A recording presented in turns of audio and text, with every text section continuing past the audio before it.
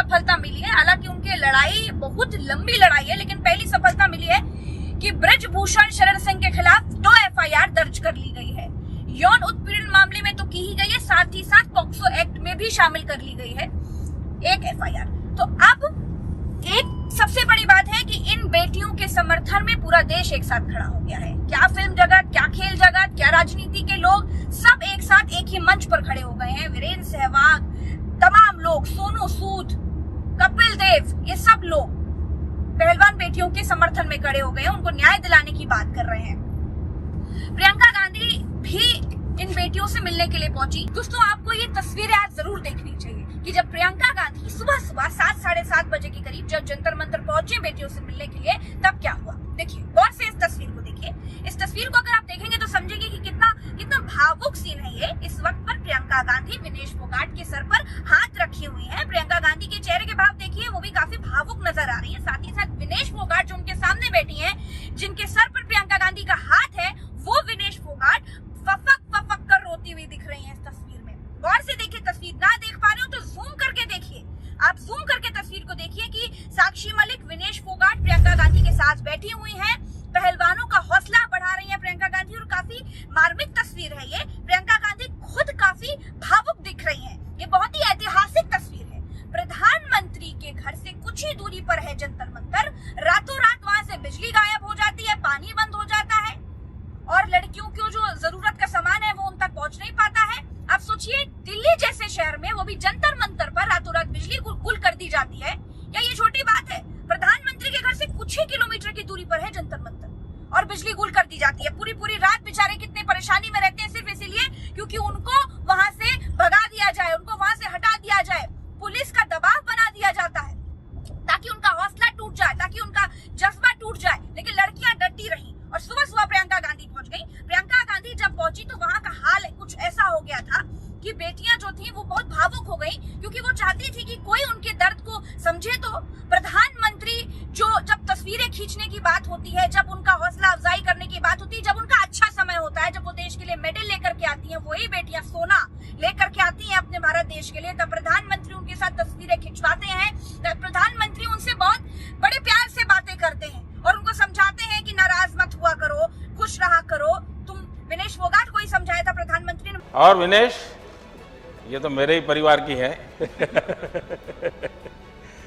क्या बेटा, बहुत तुम गुस्सा आ गया, तुम्हें अपने आप पर गुस्सा क्यों करती हो? लेकिन आप ये सोचिए कि क्या देश में संदेश जा रहा है। इस तस्वीर को गौर से देखिए, देश में क्या संदेश जा रहा है कि देश की ये सेलिब्रिटी बेटियां, जो लाखों बेटियों की आइडियल है, जिनको देखती हैं लाखों बेटियां, वो बेटियां इस वक्त पर कैसे सड़क पर बैठी हुई है।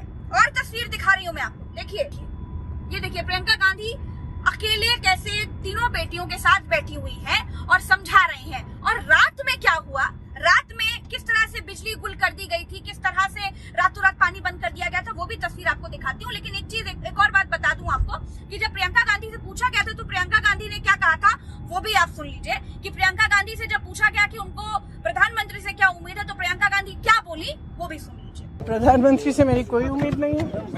अब आपको दिखाते हैं कि रात को क्या हुआ।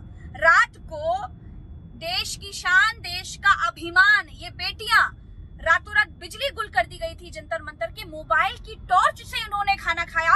अब इन तस्वीरों को देखिए, ये जो आपको लाल रंग की मच्छरदानी दिख रही है, इस मच्छरदानी के भीतर देश की पहलवान बेटियां हैं। देश के वो पहलवान हैं जो देश के लिए सोना लेकर आए, सोने की चिड़िया जैसे भारत देश के लिए सोना लेकर के आए। ये वो बेटियां हैं, ये वो पहलवान हैं जो देश का प्रतिनिधित्व करते हैं। ये जो आपको ये तस्वीर देखिए, जो आपको लाल रंग की मच्छरदानी दिख रही है, इसके अंदर ये पहलवान है।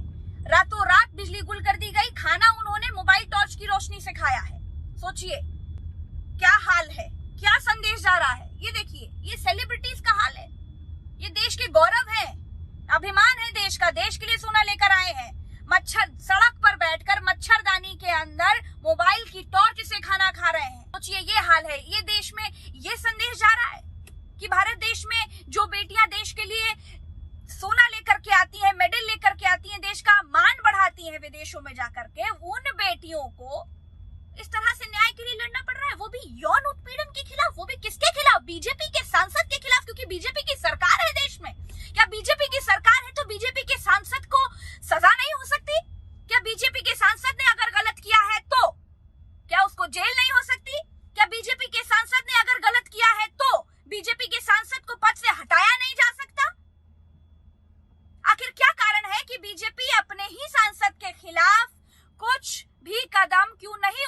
रही है? आखिर क्यों बेटियों को न्याय नहीं मिल पा रहा है? बेटियां चाहती हैं कि बृजभूषण शरण सिंह को जेल हो, ये बेटियां चाहती हैं, लेकिन सरकार कुछ नहीं कर रही है, कोई सामने नहीं आ रहा।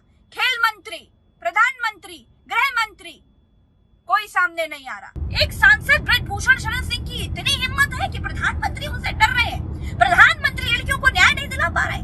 बेटी बचाओ अभियान बीजेपी चलाती है, कहाँ है बेटी बचाओ? बेटियां सड़क पर है।